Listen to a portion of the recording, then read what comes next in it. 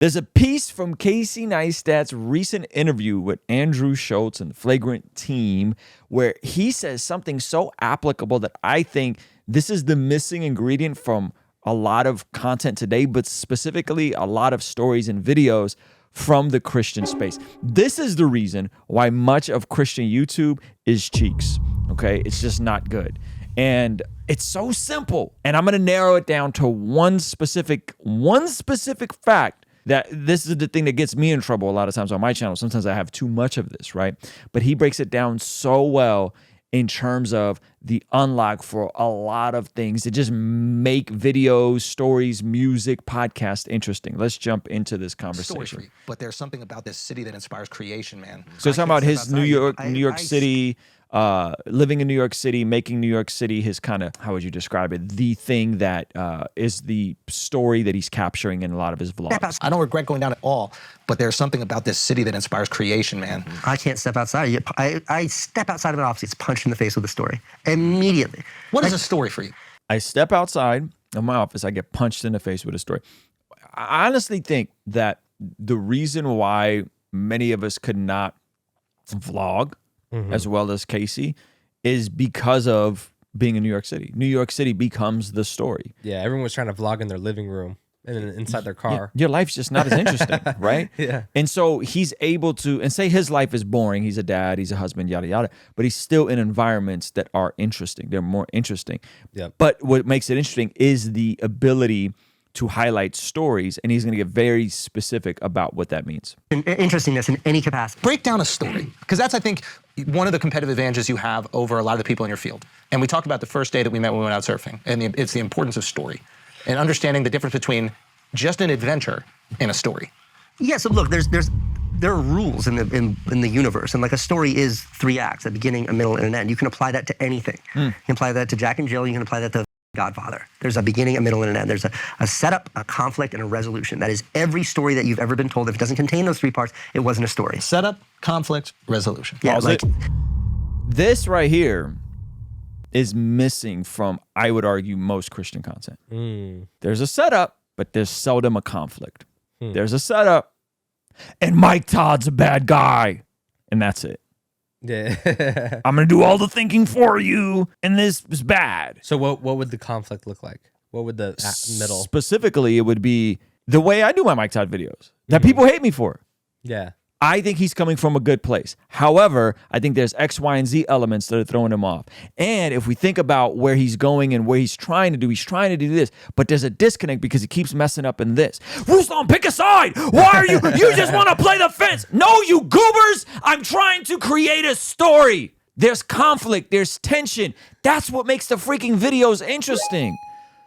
Trying to just do all the thinking for you is goofy, and it's just not interesting. And a lot of us, just be honest, like the Christian space is often not interesting. The only time it's interesting is when there's debate. Yeah, because there's conflict. Because there's conflict. Naturally built-in conflict. There's naturally built-in conflict. But if every single video is Mike Todd's bad or John MacArthur's good, there's no story. There's no tension, right? Yep. Tension breeds attention, right? Go ahead and play the rest of this.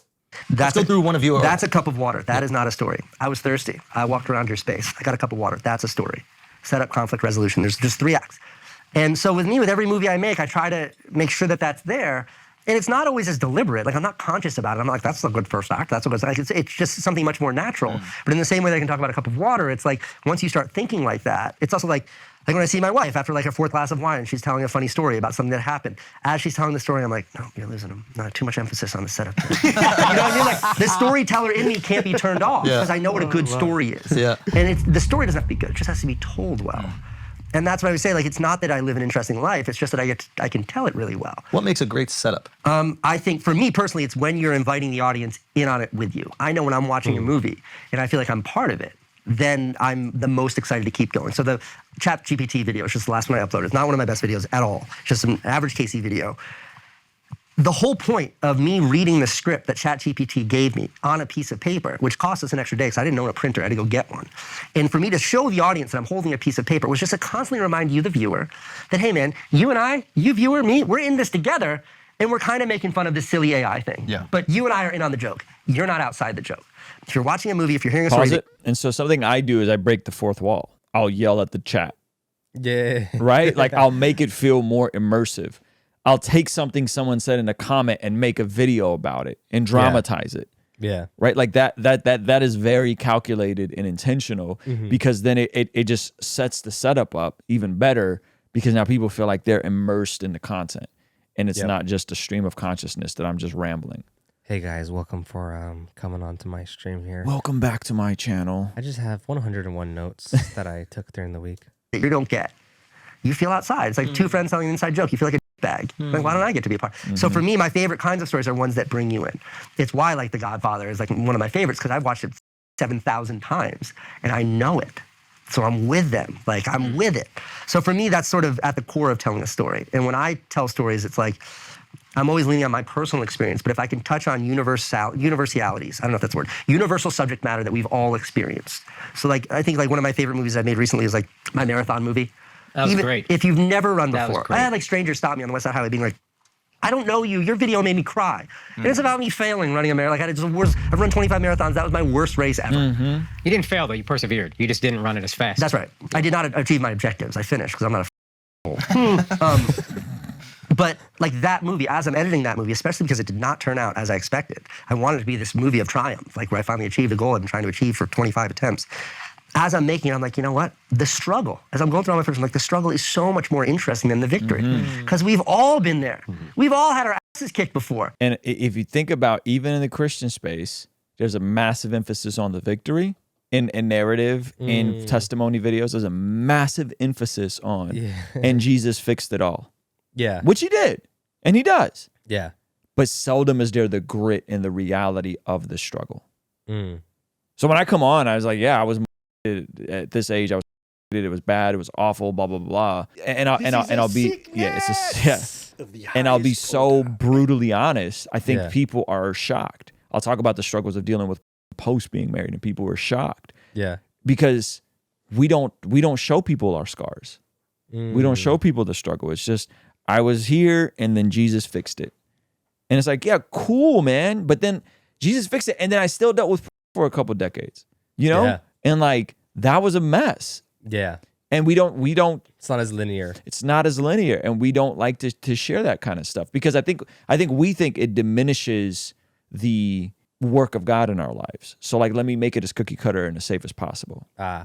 You know? Yeah. Not everybody has run a really fast marathon. Like that's not so universal. But like this idea of just getting beaten down and having to, you get that 8 count and you get back up and you're like, no, I'm not taking this. And you just stand up, start swinging again. We've all been there. So that's what I try to zero in on. There's also a message of accountability in that was just kind of cool to see is you cut in the middle of him running a marathon. He cuts to the day before and he goes, all right, here's my target time. I could have hit that target time, but I didn't train hard enough. So I'm probably going to be, and then he has like a graph with like a kind of shit for him. He's like, I'm probably going to be somewhere closer to here and it's my fault. And then he cuts back to the race and it's him immediately being like, God, dude, I need to walk this mile. And it's just like a cool, like, I don't know. I thought it was a really cool way of telling the story of also holding yourself accountable. Yeah, but like still all finishing. those, to me, those are like devices. Those are devices to communicate those universal subjects. I mean, like the day you and I went surfing, that like no one surfs. No one surfs. You know what I mean? Like there's not that many people that surf. And then there's like, no one lives in New York City. No one even knows there's surf. So what's interesting about that? The only thing that's compelling about that video is the chemistry between you, me, Dean, like the group in the car. Yeah. Like it was just fun. Yeah. Dean, like this stick-up guy, was like kind of stiff. Yeah. I've always thought of stories they need like they need a character and they need a script and like and it's not that. It's literally as simple as setup, conflict, tension, and then resolution. You know, and I think if we incorporated these ideas more often, I actually think we'd do better. But here's why we don't. Check this out. It's happening right now in real time in the chat right now. Compassion over tension, right? Now they're right. They're right. But not if you want to make good content. Yeah. Not if you want to make good videos. Not if you want to write great music. Not if you want to write and create art that captures people's imagination and allows you to insert a worldview that is inspiring to change. If you think about our faith, it is actually tension. Our faith is tension. Yeah. The gospel is tension. Yeah. Jesus lived the life you couldn't live because you're a freaking scumbag. You are evil, according to Jesus. Yeah. You who are evil can give good gifts to your children, right? The human is at enmity with the Spirit of God. You are a freaking mess, but God. Yep. But God comes, lives the life you couldn't live, and dies the death you should have died on the cross for your in your place. That's the conflict. The God-man allows himself to be humiliated and tortured by the villains who he dies for. And what is the resolution? And then he rises on the third day. Mm-hmm. Our brains naturally love the narrative of that. And there's something, I would say it's the logos. I would say it's Jesus being the word, not in the Bible sense of the word, but in the word of like the mind of God and the way that captures and grabs our attention. And so like our faith is anchored on that. And we don't even articulate that very well. We can't even articulate our own testimonies very well because we remove all the conflict and all the tension. In the name of compassion, which is actually, you're supposed to extend compassion to the least of these. You're not necessarily supposed to extend compassion to telling great stories. Yeah. That doesn't, you're conflating two different things. One is about serving the least of these. The other is about creating narratives and story to capture people's imaginations so that you could inspire them for something greater, which in our case would be persuading people to place their faith in Jesus. So I think this is why, unfortunately, most Christian videos are cheeks. Cheeks. You know? It's unless they're attempting to take someone down or expose someone. And even those are just like, they're you know, the funny thing is the concept of charity, like I'm going to extend charity, a good faith argument. I'm going to believe the best about the person I'm being critical about, Mm-hmm. which is a biblical concept. Like that actually creates better videos.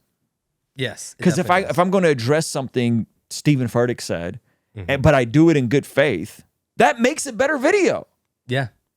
Right? Because now I have to wrestle with, what is he saying here? Is he ignorant of how this is coming off? Is he just tone deaf? Is he being malicious? I don't think he's being right. That actually creates a better video. Yeah. What do you think about manufacturing tension to create a better intro, but then the payoff being kind of compassionate? Yeah, I think that's great. Yeah. I think that's great. I think I manufactured a whole thing about this YouTuber called me out Yep. about Anthony Karai making a video about a comment I left on Nick D's Instagram post on Yep. Chick-fil-A versus Chipotle. And I just said, hot take, I think Chipotle is better.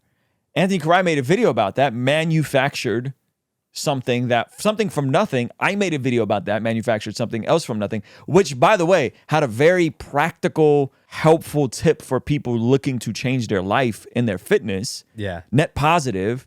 And then Anthony Karai took that and then did another like goofy video about, me. Yeah. What was he like? I being don't like in Chick-fil-A. cahoots Yeah, I'm with- in cahoots because, the LGTV. Anyway, so sometimes it's fun to manufacture stuff and embellish because it just creates a more interesting video.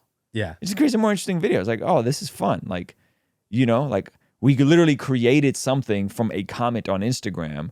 And it was 3 videos worth of stuff, which actually, and specifically on my video, there was stuff in there, very practical stuff about my fitness journey that I think can help people. Yeah. You know? Yeah, I did a video on, it was Steven Crowder doesn't want you to see this video. That video did really well for my channel, 25,000 views. Then last week I just jacked the same packaging, did it for Matt Walsh. And Matt Walsh doesn't want you to see this video. And it's funny because I open with tension. There's tension in the thumbnail. There's tension in the title. But you can tell who didn't actually watch the video and who's just fanboys. Yep. Because they would comment down below like, you're just leeching off his. And I was like, oh, you didn't watch the video because it ends in like, I'm clearly a viewer of Matt Walsh's stuff. You know what I'm saying? Right. So it's just fun to create tension because ultimately that's what people want to see. Yeah.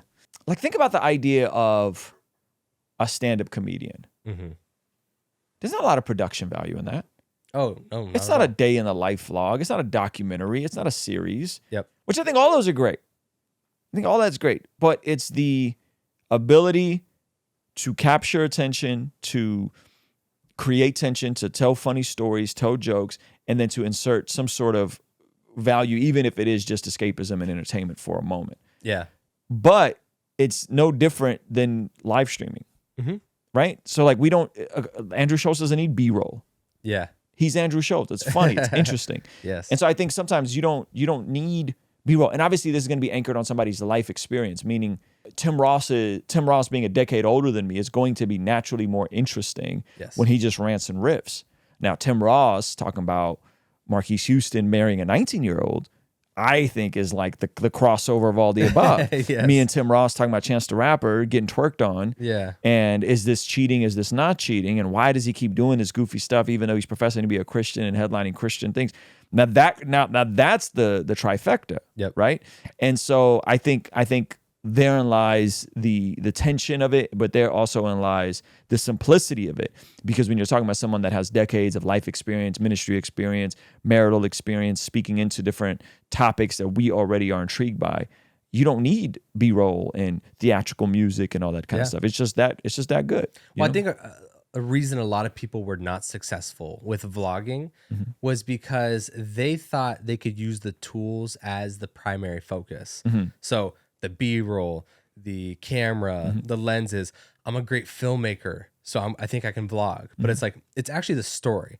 And stand-up is the same thing. It is that exposed to the 10th degree. And then so is live streaming, right? It's grounded on the fact that you can speak and articulate and share an interesting thought that's nuanced, that's a good story, that you're just an orator, that you can just sit and like captivate people for a certain amount of time. It takes massive skill.